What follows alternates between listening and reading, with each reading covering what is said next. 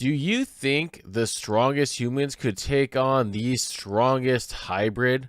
Today we have Dante from the Devil May Cry series facing off against the Quincies from Bleach.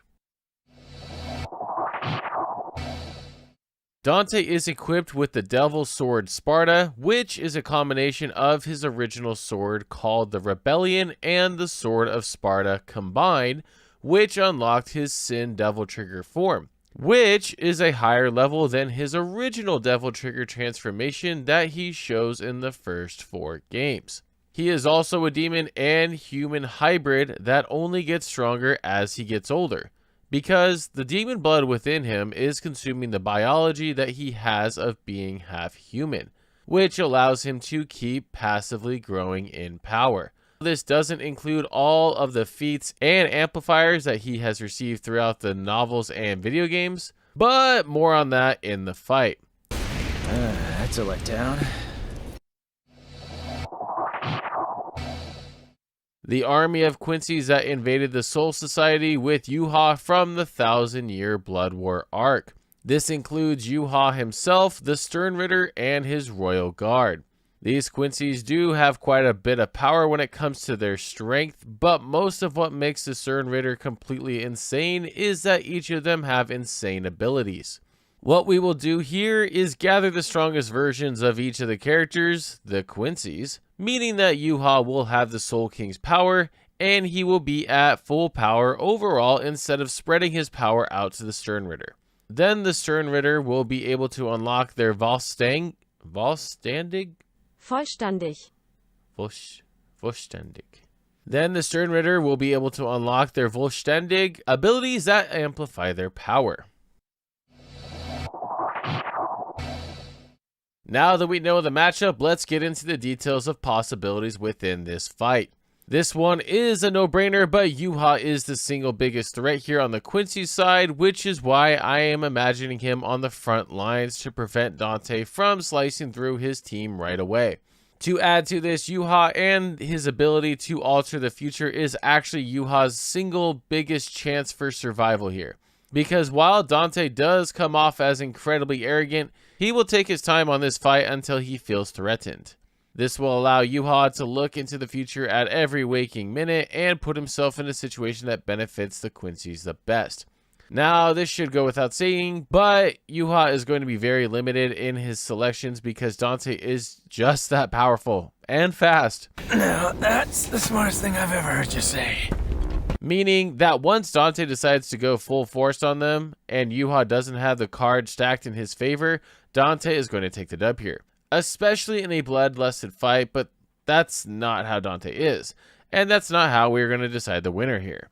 To support Yuha, he has his fully powered Quincies. One of the biggest threats here is going to be Gremmy, and his ability to change things with his imagination. We do see that it does have its limitations though, and Gremmy doesn't have a lot of battle experience, which is to say that he will likely not know what to do if he gets pressured or starts to negatively think about the Quincy's situation against Dante. Because remember, this is ultimately what defeated Gremmy in their fight with Kenpachi. Another big threat here is Astronaut and their ability to instill fear. For Dante, this certainly can affect him because we do know while Dante isn't afraid to fight anyone or even afraid of losing, he has had to grow through a lot of trauma that started at a very young age.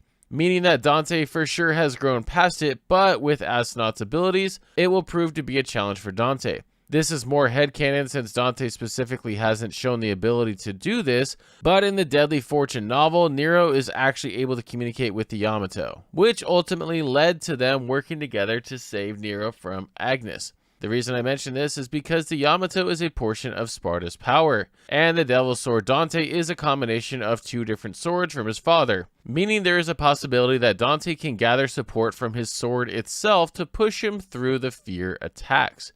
To add to what Astronaut actually does, his spikes are like concepts of fear that grow within the individual struck by this attack, so deflecting it isn't good, as we see when Rukia fights him.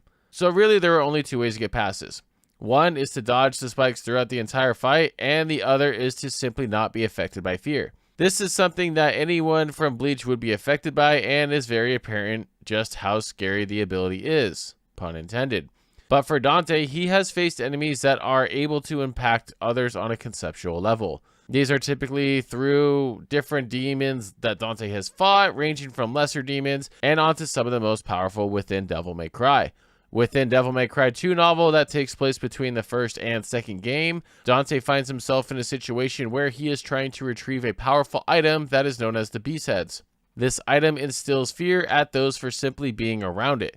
Throughout this novel, Dante does get very close to it and even fights against Chen the Cannibal before he consumes it, and after he consumes it, he receives a huge amp, which Dante is able to defeat. Now, typically I know within Bleach, the high-ranking Quincies include that of Gerard Valkyrie, but we know that his miracle ability is typically limited to empowering him, and it isn't limitless.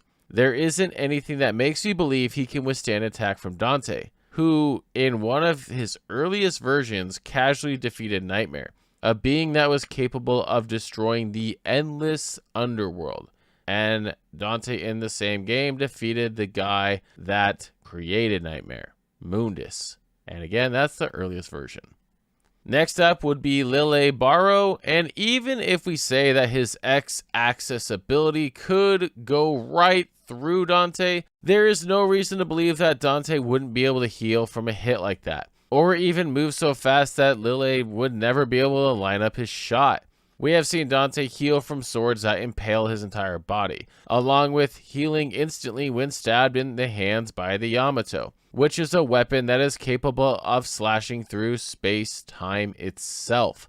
This is also my thought with Ishida's antithesis ability, simply because whatever damage that Dante deals to Ishida, when it's reversed, Dante will be able to heal it back. So this is going to be a hard counter to Ishida until either gets exhausted, or Dante decides to one-shot Ishida. So how can the Quincies win? First thing is this: all the Quincies need to be working together and not doing what they did when they saw Ichigo. Because there were like, what, 7 or so Sternritter that saw Ichigo, and they all wanted to take glory for themselves instead of working together to defeat him. To add to this, we know that Ichigo is going to be much weaker and slower than Dante. If you don't believe me, check out my Dante videos. The main powerhouses that need to be working together are Yuha, Askin, Lloyd, and Gremmy. Yuha, with his insane base stats, ability to change the future, and ability to resurrect his Sternritter are going to be key in this fight. Askin has the ability to change the lethal dose for his enemies, essentially meaning that he is capable of making Dante's own blood poisonous to him. We see this when he uses it on Oetsu, and the only counter that they have is to literally replace his blood with Tenjiro's help.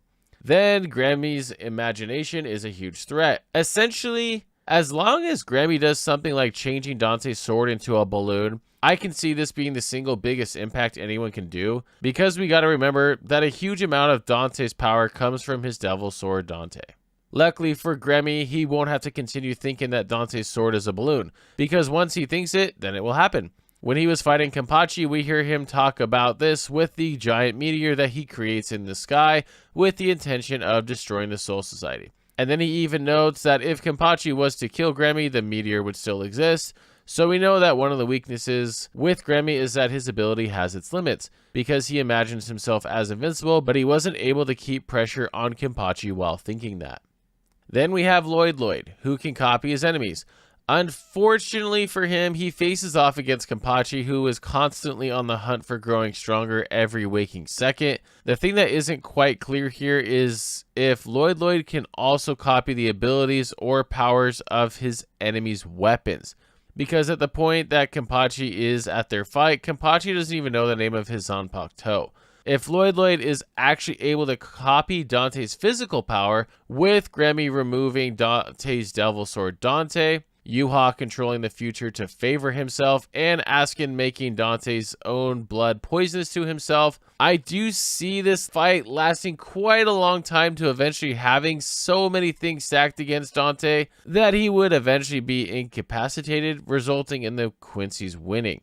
Because for Dante to be capable of countering Askin, he has to be able to heal with his Devil Trigger ability, on top of having rapid healing in general. But I will say that's a tall order for the Quincies to work together and to think about using their abilities in that way without knowing who Dante is. Now, like I said, this is a lot of assuming that the Quincies work together, right? Let's talk about how the fight goes if Dante is in a bloodlusted state, since that is typically what folks think about when they think of these types of fights. But essentially, that isn't a fun topic, because Dante has feats that put him at infinite and immeasurable speed feats, meaning that no one would be able to react to him. But let's say that Yuha comes up with a future that involves Dante not being able to speed blitz them off the rip. Dante has been able to defeat Chen the Cannibal, who we mentioned earlier, but when he consumed the Beast Heads, this allowed Chen to have infinite knowledge, see the future and the past. This tells me that Dante would be able to resist something like Yuha's almighty ability, where Yuha may be of the belief that he has set a certain event to take place and Dante is going to surprise him. This would also include the fact that once Yuha is gone, there will be no more reviving taking place. Then eventually Miracle is going to run out of steam, and honestly the rest of the folks here are just not going to be fast enough to take on Dante. Let me know other interesting versus matchups that we should do, and don't forget to subscribe for more content like this.